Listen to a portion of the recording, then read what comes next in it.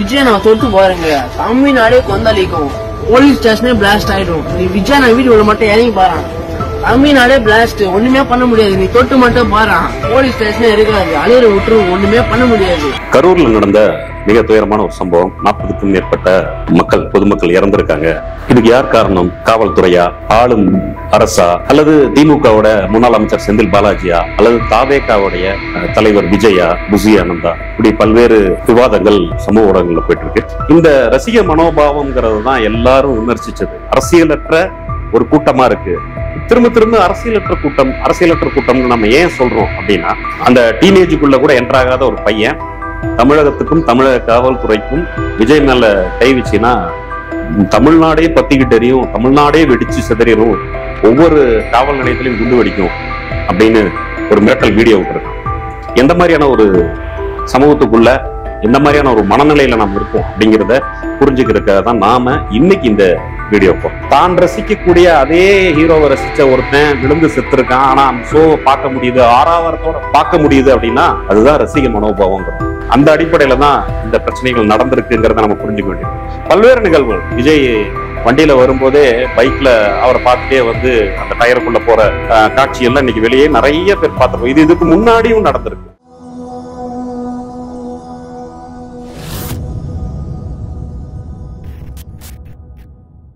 கரூர்ல நடந்த மிக துயரமான ஒரு சம்பவம். 40க்கும் மேற்பட்ட பொதுமக்கள் இறந்திருக்காங்க. பலரும் வந்து மருத்துவமனையில உடல்நிலை சரியில்லாம அட்மிட் ஆயிருக்காங்க. பெரும்பாலும் 8 குழந்தைகள் பக்கம் அந்த நிகழ்வுல இறந்திருக்காங்க. நம்ம மிக வருத்தத்திற்குரிய இந்த விஷயத்துக்கு நம்ம இரங்கல் தெரிவிச்சுக்கிறோம். அவர்களுடைய அந்த குடும்பங்களோட அந்த பெரும் துயர்ல நம்மளும் பங்கெடுத்துக்கிறோம். இதுக்கு யார் காரணம்? காவல்துறையா, ஆளும் அரசா, அல்லது திமுகவோட முன்னாள் அமைச்சர் செந்தில் பாலாஜியா, அல்லது தாவேகாவுடைய தலைவர் விஜயா, புசி ஆனந்தா, இப்படி பல்வேறு விவாதங்கள் சமூக ஊடகங்கள்ல போயிட்டு இருக்கு. காவல்துறை அல்லது சிபிஐட்ட வந்து அவங்க கேட்டிருக்காங்க, சிபிஐ விசாரணை வேணும்னா. ஒரு நபர் ஆணையம் எல்லாம் அமைக்கப்பட்டிருக்கு. அந்த விஷயத்துக்குள்ள நம்ம போக விரும்பல. நாம ஆரம்பத்துல இருந்து இங்க அரசியல் கருத்துல பெரும்பாலான நபர்களால சொல்லப்பட்டு வந்த சில விஷயங்களை இதுல நம்ம பார்க்க வேண்டியிருக்கு. குறிப்பா இன்னைக்கு இந்த வீடியோ போட காரணம் என்ன அப்படின்னா, கிட்டத்தட்ட இந்த முன்னாடி எல்லாம் சொல்லுவாங்க முளைச்சு 3 இலை கூட விடலை, அந்த மாதிரி ஒரு விடலை பையன் வச்சு, விடலைன்னு கூட சொல்ல முடியாது, அந்த டீனேஜுக்குள்ள கூட என்ட்ராகாத ஒரு பையன் தமிழகத்துக்கும் தமிழக காவல்துறைக்கும் விஜய் மேல கை வச்சுன்னா தமிழ்நாடே பத்திக்கிட்டு எரியும், தமிழ்நாடே வெடிச்சு சிதறிடும், ஒவ்வொரு காவல் நிலையத்திலையும் குண்டு வெடிக்கும் அப்படின்னு ஒரு மிரட்டல் வீடியோ விட்டுருக்கான். எந்த மாதிரியான ஒரு சமூகத்துக்குள்ள எந்த மாதிரியான ஒரு மனநிலையில நாம் இருக்கோம் அப்படிங்கிறத புரிஞ்சுக்கிறதுக்காக தான் நாம இன்னைக்கு இந்த வீடியோ போடுறோம். பொதுவா விஜய் கட்சி ஆரம்பிச்ச முதல் நாள்ல இருந்தே தொடர்ந்து அவங்கள வந்து விமர்சிக்கும் போது பல்வேறு ஊடகங்களை நீங்க பார்த்திருக்கலாம். மரத்து மேல ஏறாத, சேரை உடைக்காத, சேரை தூக்கிட்டு போகாத அப்படிங்கிற விஷயங்களே பெரும்பாலும் இருந்தது. அதோடைய நீட்சி தான் இன்னைக்கு வரைக்கும் நடந்திருக்கு அப்படிங்கிறது தான். இந்த ரசிக மனோபாவம்ங்கிறது தான் எல்லாரும் விமர்சிச்சது. அரசியலற்ற ஒரு கூட்டமா இருக்கு.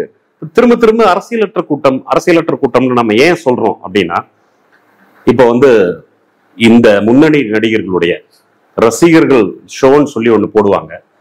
அது கூட இப்ப போடுறது இல்லை. அதுக்கு என்ன காரணம் அப்படின்னா, இவங்களுடைய இந்த கும்பல் மனோநிலை தான். சீட்டை கிழிக்கிறது, திரையரங்க கிழிக்கிறது. இது எந்த அளவுக்கு இருக்கு? அரசியலற்ற கூட்டம்னு நம்ம ஏன் சொல்றோம் அப்படின்னா, அரசியல் அப்படின்னு வர்றது ஏன் சேவைக்காகவும் சக மனிதன் மீதான அக்கறையிலேயே வர்றதா சொல்றோம்.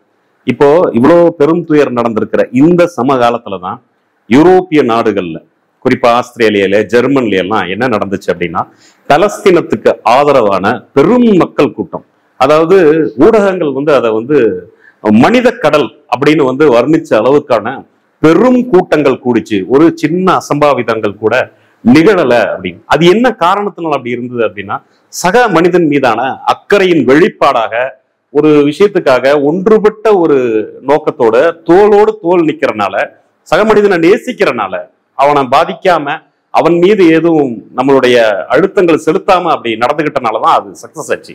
மாறா இந்த ரசிகர் கூட்டங்கள் சினிமால திரையரங்கத்துல இருந்து இன்னைக்கு நடந்த கூட்டம் வரைக்கும் பாத்தீங்கன்னா, இப்போ இந்த கரூர்ல நடந்ததுக்கு முன்னாடி நாமக்கல்ல நடந்திருக்கு, நிறைய பேர் மயங்கி இருக்காங்க. இதுக்கு முன்னாடி நடந்த கூட்டங்கள்லயும் மரத்து மேல டிரான்ஸ்ஃபார்மர் மேல ஏறுறது, வீடுகளுடைய கொட்டையா சின்னதா போட்டிருக்கக்கூடிய அந்த இது மேல எல்லாம் ஏறி நிக்கிறது, அதெல்லாம் விழுந்திருக்கு. அந்த காணொலிகள்லாம் இப்பவும் இந்த நிகழ்ச்சிக்கு பிறகும் பெருவாரியா நம்ம பார்க்க முடியுது. அது தன்னுடைய சக கட்சியை சேர்ந்த, தன்னுடைய தாவேக்காவை சேர்ந்த நபர்கள் மேலேயே விழுகுதுங்கிற அக்கறை கூட இல்லாம முண்டி அடிச்சுட்டு போறது அப்படிங்கிறது தான் இருக்கு. எந்த அளவுக்கு இது அக்கறையின்மை இருக்கு அப்படின்னா, துணிவு படம் வந்த போது சென்னையில நம்ம எல்லாரும் தெரிஞ்சதுதான், ரோஹிணி திரையரங்குல ரசிகர் ஷோக்கு மேல இருந்து ஒரு பையன் விழுந்து இறந்துடுறான். அவங்களுடைய சக ரசிகர்கள் தான், அப்படி ஒருத்தனை தான் இழந்திருக்காங்க. ஆனாலும் அந்த பணத்தை தூக்கிட்டு ஆம்புலன்ஸ் போயிருது. இவங்க வந்து அதே காட்சி திரையரங்குல ஓடுது. இன்னைக்கு இந்த 41 பேர்கிட்ட இறந்திருக்கிற சூழல்ல வணிகர்கள் சங்கம் வந்து கடையடைப்பு நடத்துது, பல்வேறு கட்சிகள் வந்து இரங்கல் கூட்டம் நடத்துது, தாமுயசாக்கா போன்ற அமைப்புகள் தங்களுடைய நிகழ்ச்சிகளை தள்ளி வைக்குது, நிகழ்ச்சிகளை ரத்து செய்யுது. என்னன்னா இது ஒரு பெரும் துயரம். வேற கட்சியா இருக்கலாம், வேற நபரா இருக்கலாம், ஆனா சக மனிதன், நம்மை சார்ந்தவன்கிற உணர்வுல இருந்து அது வெளிப்படுது. ஆனா தான் ரசிக்கக்கூடிய அதே ஹீரோவை ரசிச்ச ஒருத்தன் விழுந்து செத்துருக்கான், ஆனா அந்த ஷோவை பார்க்க முடியுது, ஆறாவரத்தோட பார்க்க முடியுது அப்படின்னா அதுதான் ரசிக மனோபாவங்கிறோம். அந்த அடிப்படையில தான் இந்த பிரச்சனைகள் நடந்திருக்குங்கிறத நம்ம புரிஞ்சுக்க வேண்டியிருக்கு. பல்வேறு நிகழ்வுகள், விஜய் வண்டியில வரும்போதே பைக்ல அவரை பார்த்துட்டே வந்து அந்த டயருக்குள்ள போற காட்சியெல்லாம் இன்னைக்கு வெளியே நிறைய பேர் பார்த்துருக்கோம். இதுக்கு முன்னாடியும் நடந்திருக்கு. இந்த கரூரை ஒட்டி நடந்த நிகழ்ச்சியிலேயே 2 தடவை இது நடந்திருக்கு. அப்புறம் பொதுவா இங்க இவங்க வந்து அபியூசிவா பேசுற விஷயங்கள், ஸ்டாலின், முதல்வர் ஸ்டாலினுக்கு கிட்டத்தட்ட 73 வயசாகுது. அவர் வந்து ஒரு மாணவிக்கு பேனா கொடுத்து முத்தம் கொடுக்கிற ஒரு ஸ்டில்லுக்கு கீழே, ஒரு அந்த புகைப்படத்துக்கு கீழே இவங்க வந்து மிக அருவருப்புத்தக்க விஷயங்கள் எல்லாம் வெளிப்படுத்துறாங்க.